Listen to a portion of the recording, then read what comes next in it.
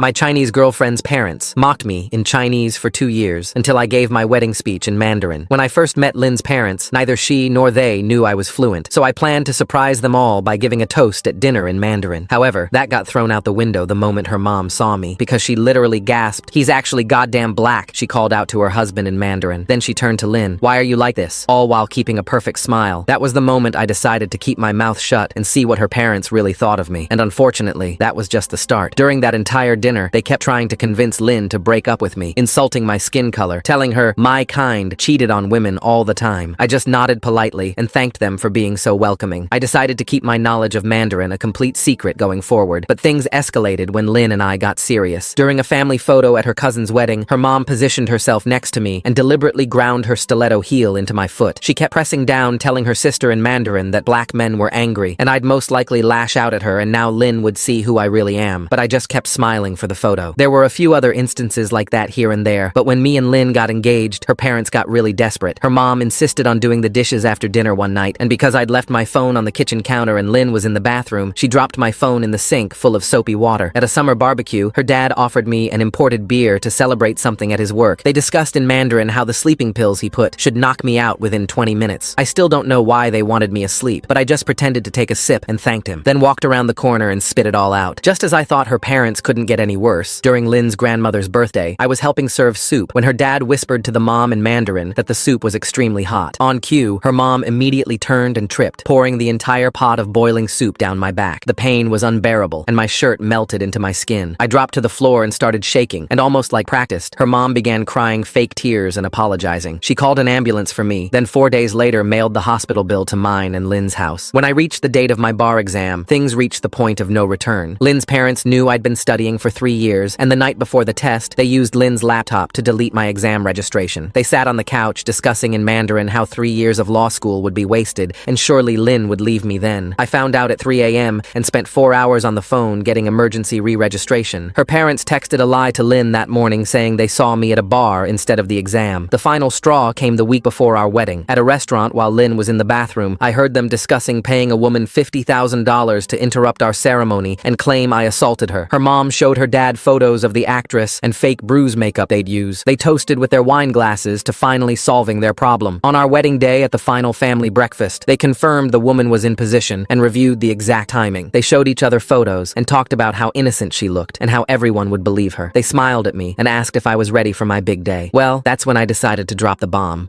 I'd been literally waiting for this moment for years. Ever since I first learned how much they hated me, I'd been planning my revenge. And so, before the ceremony started, I asked all the guests to gather around because I had an announcement to make. Lin's parents looked confused but came closer. I clinked my glass, looked them right in their eyes, and began speaking in perfect Mandarin. I stared right at them and watched the blood completely drain from their faces. Her mother looked like how I assume Moses looked when that bush started talking to him. Her dad went pale and stared at me like I'd grown 5 heads. I saw them start to literally cower. I began my speech by thanking them for 2 wonderful years of welcoming me into their family. I told everyone how for my entire relationship with my beautiful wife, I had understood her parents' words, just never told them, because I felt blessed being able to hear their true thoughts about me, because they thought I couldn't understand them. I then stared right at them. They were practically begging me not to go on, but I did. I started to praise their constant warmth and acceptance. I specifically thanked her mother for being so careful with my belongings, and her father for always looking out for my safety. I mentioned how touched I was by their enthusiasm for our wedding. The crowd erupted in applause, but I silenced everyone, telling them I have one more announcement to make. I said that my father had called that morning with news. To celebrate mine and Lin's wedding, he had gifted us an estate from his portfolio, meaning Lin and I now have a house of our one. But even better than that, he left something else too, something specifically for Lin's parents. I announced that I had told him all about them and how they treated me all throughout my relationship, and he wanted to personally thank them with a surprise gift that should be arriving at some point throughout the wedding. The crowd erupted again. The parents looked at me with horror. I swear I saw the mom actually start to pee herself in fear. She was so scared that her fingers started twitching, meaning that benign fasciculation syndrome, her neuromuscular disease that had been gone for 3 years, flared up. After all the congratulations were over, her dad walked up to me shaking. "Outside now. We have to talk." I followed him outside, my heart pounding as Lin's father grabbed my arm the moment we stepped into the parking lot. His grip was desperate, fingers digging into my sleeve. He pulled me toward the far corner where fewer guests could see us. His face had gone from pale to almost gray, and sweat beaded on his forehead despite the cool morning air. Behind us, I heard the reception hall doors open and close as guests moved between the ceremony space and cocktail area. The man who had tormented me for years now looked small and frightened. He kept glancing over his shoulder, checking if anyone had followed us. His hand trembled as he released my arm and stepped back. I waited, letting the silence stretch between us. A black SUV circled the parking lot slowly, its tinted windows reflecting the morning sun. Lynn's father noticed it too, his eyes tracking the vehicle as it passed. He opened his mouth several times before finally managing to speak. His voice came out hoarse and strained. I watched him struggle to form the words, his usual confidence completely shattered. The SUV made another slow pass through the parking lot. This time it stopped briefly near the entrance before continuing its circuit. Lynn's father's breathing quickened. I explained calmly that my father was indeed a successful businessman who valued family loyalty above all else. I mentioned how he had built his portfolio over decades, acquiring properties and businesses across the state. I added that he had connections everywhere, people who owed him favors and respected his influence. Lynn's father's face went from gray to white. He stumbled backward, catching himself against a parked car. His eyes darted between me and the circling SUV. The reception hall door opened again. Lynn appeared, her wedding dress catching the breeze as she called out to us. She reminded us about the cake cutting, waving us back inside. Her smile faltered when she saw her father's expression. Her father turned back to me, his voice dropping to a desperate whisper. He begged me to call off whatever was planned. He promised they would leave us alone forever, never interfere again. His hands shook as he clasped them together. I smiled and told him it was already in motion. The look of horror that crossed his face was something I'd never seen before. This man who had drugged my beer, who had watched his wife pour boiling soup on me, who had tried to destroy my legal career, finally understood. They had underestimated who they were dealing with. Lynn called out again, more insistent this time. Other guests were starting to notice our absence. I gestured for her father to walk back with me, maintaining my pleasant smile. He moved like a man heading to his execution, each step heavy and reluctant. As we approached the door, he grabbed my arm one more time, his grip weak and pleading. I gently removed his hand and held the door open for him. Back inside the reception hall, the atmosphere was festive. Guests mingled with champagne glasses, unaware of the drama unfolding. Lynn's mother stood near the cake table, her fingers still twitching uncontrollably. When she saw us return, she immediately approached. Her hands shook as she tried to maintain her composure. She asked what I wanted: money, an apology, for them to leave Lynn's life completely. Her voice cracked on the last option. I picked up the microphone for a toast, instead of answering her directly. The room quieted as glasses were raised. I announced how grateful I was that my new in-laws had taught me the importance of family protection. I praised their dedication to their daughter, even if their methods were unconventional. Lynn's parents exchanged panicked glances across the room. Several Asian guests who had understood my earlier Mandarin speech watched them with barely concealed disgust. Whispers spread through small groups as people pieced together the implications. During the cake cutting, Lynn leaned close and whispered her confusion. She asked what was really happening with her parents, noting their strange behavior. I told her we needed to discuss some things after the reception about her parents' actions over the years. Her face showed a mix of concern and curiosity, but she nodded. We cut the cake together as photographers captured the moment, her parents visible in the background looking increasingly distressed. The wedding photographer then called for family photos. I insisted Lynn's parents join us, positioning them in the center of the group. As the photographer adjusted his camera, I leaned toward them and whispered a reminder to smile like they had when they poured soup on me. Lynn's mother's twitching intensified. Her father's hands trembled as he tried to maintain a smile for the camera. The flash went off repeatedly, capturing their barely concealed terror for posterity. After the photos, Lynn's aunt approached her sister. She spoke in Mandarin about how she never knew I understood their language. She mentioned reconsidering some past conversations, her tone carrying an edge of accusation. Other family members began creating distance from Lynn's parents, their body language shifting noticeably. My best man Marcus found me near the bar. He mentioned seeing someone who looked like a process server asking for directions to our reception. The man had been very specific about needing to find this particular wedding. Lynn's parents, overhearing this, began frantically scanning the room. Her mother's eyes darted toward every entrance, while her father checked his phone repeatedly. During a brief lull in the festivities, Lynn's mother cornered me in the hallway leading to the restrooms. Her desperation had reached new heights. She offered to transfer their entire savings if I would call off whatever was coming. She pulled out her phone to show me their bank balance. I simply smiled and returned to the reception, leaving her standing alone in the hallway. Later, I found Lynn's father trying to slip out the back exit. I reminded him that leaving would make them look guilty to all the relatives who expected parent-child dances. I mentioned specifically that Lynn's grandmother had asked about the traditional dances. He froze at the door, trapped between his desperation to flee and the social obligations that would expose his fear to everyone. The father-daughter dance arrived too quickly for him. As the music began, Lynn's father's hands trembled visibly as he led her onto the dance floor. Guests watched the touching moment, though some noticed his obvious distress. Meanwhile, I danced with my own mother, who leaned close and whispered that they deserved whatever was coming. As the evening progressed, the gift-opening ceremony began. Most presents were typical: kitchen appliances, decorative items, checks and cards. Then my father's assistant arrived, carrying an ornate wooden box. He announced it needed to be opened privately with just the immediate families. We moved to the bridal suite. Lynn and I, her parents, my parents, and the assistant. The box sat on the table between us like a ticking bomb. Lynn's parents stared at it as if it might explode. Inside, we found property deeds and a letter. I read it aloud, my voice steady, as I thanked Lynn's parents for motivating me to document everything over the years. As I spoke, security footage stills became visible in the box. Images from various incidents they thought had gone unrecorded. Lynn's confusion turned to shock. She demanded an explanation, her voice rising with each word. I revealed that I had been recording their conversations for 2 years, every raxed comment and every planned attack. I played a brief audio clip on my phone, her mother's voice clearly discussing the soup incident. The room erupted. Lynn's mother claimed the recordings were illegal, her voice shrill with panic. My father, joining by speakerphone, explained that his legal team had verified everything was obtained in public spaces where no expectation of privacy existed. The revelations continued. I produced documents showing my father owned the company that held the mortgage on Lynn's parents' house. The papers showed they were 3 months behind on payments. Lynn broke down, tears streaming as she struggled to process the betrayal. Her mother tried to claim they only wanted to protect her, but Lynn was beginning to see through the manipulation. She admitted she had suspected something, but had chosen to ignore the signs. My father's voice came through the speaker again. He mentioned having lunch with Lynn's father's boss recently to discuss workplace integrity. Lynn's father sank into a chair as his phone began pinging with text notifications. The extended family's group chat exploded with messages asking why Lynn's parents had left the reception early. Her cousin posted that they had seemed terrified of something. Back at the hotel that night, Lynn confronted her parents alone while I waited outside their room. Their raised voices carried through the door, accusations, denials, and finally admissions. When Lynn emerged, her face was set with determination. She declared she needed to know everything. I handed her a folder documenting each incident with dates, photos, and evidence. She flipped through it, recognizing her mother's handwriting on some planning notes. The final revelation of the night came when I explained about the actress. The woman her parents had hired to ruin our wedding had contacted me weeks ago, uncomfortable with the scheme. Lynn called her on speaker, and the actress confirmed everything. The $50,000 payment, the fake assault claim, the bruise makeup. She provided screenshots of every text message. Lynn stared at her parents as the weight of their actions settled over the room. The foundation of our marriage had been built on their hatred, but now that foundation was crumbling beneath them. The next morning brought no relief. My parents arrived at our honeymoon suite before breakfast, their faces serious. Lynn's parents had shown up at their hotel room at dawn, desperate and disheveled. My mother described how they'd pounded on the door until security threatened to remove them. My father sized up the situation with the calculating look I'd seen him use in business negotiations. He explained how he'd built his import business from nothing, how respect meant everything in his world. He'd made calls to associates who ran background checks on Lynn's parents. The information they'd uncovered went beyond what I'd documented. Lynn sat beside me, processing each revelation. Her mother's book club president had already called 3 members that morning, discussing whether to formally remove her. The country club where her father golfed had received anonymous tips about his character. Their social circle was collapsing faster than dominoes. My mother, who'd immigrated from Haiti and built her own business empire, warned Lynn's parents through my father about underestimating black families. She'd faced worse discrimination and emerged stronger. She explained how our community protected its own, how word traveled fast when someone showed their true colors. The hotel pool area buzzed with wedding guests extending their stay. Conversations stopped when Lynn's parents appeared, trying to act normal. Their forced smiles fooled no one. Lynn's cousin openly discussed the reception revelation on her phone, not bothering to lower her voice. Someone had already posted about it on WeChat, calling the parents out by name. I handed Lynn several USB drives containing every piece of evidence I'd collected. The choice of what to do with it belonged to her. She held them like they weighed 1,000 pounds, understanding the power they represented. Lynn's parents sought legal advice from their lawyer friend, only to discover he regularly golfed with my father. The awkwardness of that meeting became apparent when the lawyer excused himself after 5 minutes, claiming a scheduling conflict. During a tense lunch at the hotel restaurant, Lynn confronted her parents with specific questions about each incident. They squirmed in their seats, offering weak justifications that crumbled under scrutiny. Her mother's hand tremor had worsened overnight, making it difficult for her to hold her water glass steady. I revealed that the private investigator I'd hired had uncovered interesting details about her father's side business. The supposed consulting firm had irregularities that warranted closer examination. His face went ashen at the implications. Sarah, Lynn's childhood friend, arrived at the hotel with her own revelations. She described how Lynn's parents had tried to set Lynn up with other men even after our engagement, arranging accidental meetings with eligible Chinese bachelors. They'd told these men that Lynn was having second thoughts about me. My father sent a gift basket to Lynn's parents' house with a note reading, "For your health." It contained antacids, stress relief tea, and blood pressure medication. The delivery driver made sure neighbors noticed the dramatic presentation, complete with a large bow and loud announcement of the recipients. Lynn discovered her parents had withdrawn her college fund years ago, claiming it was for her future. The money had actually funded their schemes against me, including the actress payment. The betrayal cut deeper than any physical harm they'd attempted. The actress arrived at our hotel to apologize to Lin personally. She brought evidence of other families Lin's parents had interfered with over the years. There was a clear pattern of sabotaging relationships they deemed unsuitable, affecting at least 3 other couples. Lin's grandmother called from China after hearing about the wedding drama through the family grapevine. She sided with Lin completely, revealing she'd never approved of the parents' behavior but had stayed quiet to keep peace. Her support meant everything to Lin. I offered Lin's parents a deal: full confession to Lin with genuine therapy, or I'd release everything to their community. They had 48 hours to decide. The ultimatum hung over them like a storm cloud. Lin's mother attempted emotional manipulation by claiming chest pains during a family gathering. Lin recognized the performance immediately and walked away, refusing to enable the behavior. Other relatives witnessed the failed manipulation attempt. My investigators' next report revealed Lin's father had been embezzling from his company to fund their schemes against me. Employment records showed suspicious transactions coinciding with their various plots. His position was now precarious. Lin decided to confront her extended family with the truth at a dim-sum gathering. She brought the evidence to the community center where she taught weekend Chinese school. Family members who'd gathered for her class listened in shocked silence as she played recordings. The family matriarch, Lin's great-aunt, denounced the parents publicly after hearing everything. Her word carried enormous weight in their community. She declared their behavior had brought shame to the family name. Lin's favorite cousin revealed the parents had tried to sabotage her own interracial relationship years earlier. The pattern was undeniable now, spanning decades of interference in family members' romantic choices. The parents' best friends stopped returning their calls. Their weekly mahjong group found a new 4th player. Invitations to community events stopped arriving. The social isolation was swift and complete. I chose not to pursue legal action despite having grounds for several charges. I told Lin I wanted them to face social consequences instead of criminal ones. The community's judgment would be more lasting than any court sentence. At their financial advisor's office, Lin's parents discovered my father was the advisor's biggest client. The meeting became excruciating as the advisor sweated nervously, clearly torn between professional obligations and personal relationships. My father revealed he'd been documenting everything through his security company's resources. Every public interaction had been legally recorded. The extent of the surveillance network surprised even me. Lin's mother's book club officially expelled her after her behavior at the wedding became gossip. The president delivered the news personally, returning her membership card cut in half. The parents attempted to apologize at Lin's apartment building. She refused to buzz them in, watching through the window as they stood in the rain. Neighbors witnessed the scene, adding to their humiliation. Lin's therapist helped her process the revelation that her parents' control went deeper than she'd ever realized. Years of manipulation became clear in retrospect. Seemingly innocent childhood memories took on sinister undertones. I met with the actress again to understand the full scope of the parents' plan. She revealed they had connections to her acting coach and had used him before for similar schemes. The web of deception was vast. Lin's workplace sent flowers congratulating the newlyweds, pointedly not mentioning her parents in the card. Co-workers who knew the situation shared knowing looks when Lin thanked them. The parents' church community began asking uncomfortable questions about the wedding incident. Their pastor requested a private meeting to discuss the allegations. Their reputation in every sphere of their life was crumbling. At a family gathering, Lin's uncle, bitter and hammered, revealed how her mother had interfered in his engagement 20 years ago. The woman he'd loved had been driven away by lies and manipulation. The family pattern of interference was generational. Lin protected her younger cousin from the parents' influence, warning her about their manipulation tactics. The cousin revealed recent strange conversations where the parents had questioned her about her dating life. My family rallied around Lin, including her in business discussions and family decisions. She was truly one of us now, more daughter than daughter-in-law. The contrast with her biological parents was stark. The parents' attempt to spread rumors about me backfired spectacularly. People fact-checked their claims and found them baseless. Their credibility was completely destroyed in the community. The family accountant refused to continue working with Lin's parents after reviewing suspicious transactions. He cited ethical concerns and terminated their professional relationship immediately. Lin's reputation at work grew as colleagues admired her handling of the situation. She showed grace under pressure that impressed everyone. Her parents' attempts to embarrass her had achieved the opposite effect. The wedding videographer contacted us about interesting footage he'd captured. The parents' private conversations during the reception were audible in several clips. Their planning and panic were documented from multiple angles. Lin gave her parents an ultimatum: seek family therapy with a therapist she chose or lose her forever. The deadline created panic as they realized she was serious. Their time was running out. Community members who'd attended the wedding began sharing videos of the revelation speech online. The clips went viral in their social circles. The parents couldn't escape the consequences anywhere they went. The stakes crystallized when Lin announced she was pregnant. She declared her parents wouldn't be allowed near the child without genuine change and accountability. The prospect of missing their grandchild's life shook them deeply. I demonstrated grace by preventing preventing my father from buying the parents' mortgage and foreclosing. I wanted to show I wasn't vindictive, just protective. The message was clear. I could destroy them, but chose not to. Lin's extended family formally disinvited the parents from Chinese New Year celebrations. This exclusion from the most important family gathering was a devastating blow to their cultural identity. Truth prevailed as even the parents' oldest friends acknowledged their wrongdoing. People who'd known them for decades couldn't defend their actions. The evidence was too overwhelming to deny. The parents agreed to therapy, but the therapist reported they weren't taking it seriously. They spent sessions blaming each other and external circumstances rather than accepting responsibility. Lin received these reports with diminishing hope. Lin's mother made one last manipulation attempt, claiming I had brainwashed Lin against them. She insisted their daughter would never stand up to them without my influence. The accusation revealed how little she knew her own daughter. Lin firmly rejected this narrative, listing every incident she now saw clearly. She explained how their actions had pushed her away long before I'd revealed the truth. Their manipulation had backfired completely. The parents faced social isolation at every community event. They ate alone at gatherings where they'd once held court. Former friends avoided eye contact. Their fall from grace was complete and public. Lin's relationship with her extended family strengthened as they rallied around her. Aunts and uncles who'd been distant became supportive. The family was healing by excluding the toxic elements. My family welcomed Lin as a true daughter. My grandmother gave Lin her own mother's ring, a family heirloom never before offered to an in-law. The gesture moved Lin to tears. Armed with full documentation, Lin confronted her parents one final time about their lies. She presented a timeline of their deceptions, demanding they acknowledge each incident. The evidence was undeniable. The parents finally admitted to some wrongdoing, but still claimed cultural differences as justification. They insisted they'd acted out of love and protection. Lin saw through these excuses immediately. Lin's aunt arrived at our apartment the following week, carrying an old smartphone. She revealed she'd been recording family gatherings for years to preserve memories, but had inadvertently captured Lin's parents discussing their schemes. The recordings spanned 18 months and included detailed planning sessions about sabotaging our relationship. Text messages between Lin's parents surfaced through the family group chat. Lin's cousin had access to her mother's cloud backup and discovered exchanges where the parents acknowledged their actions were wrong but justified them with phrases about protecting their daughter's future. One message stood out where Lin's mother wrote that Lin would thank them someday for saving her from marrying beneath her station. Lin created a comprehensive timeline documenting every incident, cross-referencing it with the evidence we'd collected. She demanded her parents acknowledge each specific action during a meeting at a neutral location. They arrived at the community center conference room looking haggard, their usual polish completely gone. The confrontation lasted 3 hours. Lin methodically presented each piece of evidence while her parents shifted uncomfortably in their seats. When confronted with irrefutable proof, they could no longer deflect or minimize their actions. The community's judgment became swift and decisive. The cultural committee that Lin's parents had served on for 15 years requested their immediate resignation. The letter cited conduct unbecoming of community leaders and actions that reflected poorly on their organization. Lin's father attempted to salvage his reputation by shifting all blame onto his wife during a desperate phone call to the committee chair. He claimed she'd masterminded everything while he'd merely gone along to keep peace in his marriage. This betrayal marked a turning point in their relationship. His accusation triggered Lin's mother's fury. She retaliated by revealing that her husband had wanted to disown Lin completely when she first started dating me. She insisted she'd protected Lin from his most extreme impulses, painting herself as the lesser evil. Family members watched in horror as the parents' marriage imploded publicly. Their mutual accusations grew more vicious with each exchange. Relatives who'd known them for decades couldn't reconcile this vindictive couple with the image they'd carefully cultivated. Lin struggled to process her parents' destruction while managing her pregnancy. The stress manifested physically through headaches and insomnia. Her doctor recommended limiting contact with stressful situations for the baby's health. She made the difficult decision to cut contact temporarily. A formal letter informed her parents that communication would cease until after the baby's birth and only resume if they demonstrated genuine change through consistent therapy. The parents' attempts to circumvent this boundary through other family members failed. Every relative they approached supported Lin's decision, recognizing the necessity of protecting her health and the baby's well-being. 6 months passed in relative peace. Lin focused on preparing for motherhood while building stronger relationships with supportive family members. My parents embraced their roles as expectant grandparents with enthusiasm. The baby shower arrived on a sunny Saturday afternoon. Lin's friends and supportive family members gathered at my parents' home to celebrate. The atmosphere was joyful until security cameras showed 2 familiar figures approaching the front door. Lin's parents stood on the doorstep, uninvited and unexpected. They carried an expensive gift basket and wore their best clothes, attempting to project an image of reformed parents. Security had been briefed about this possibility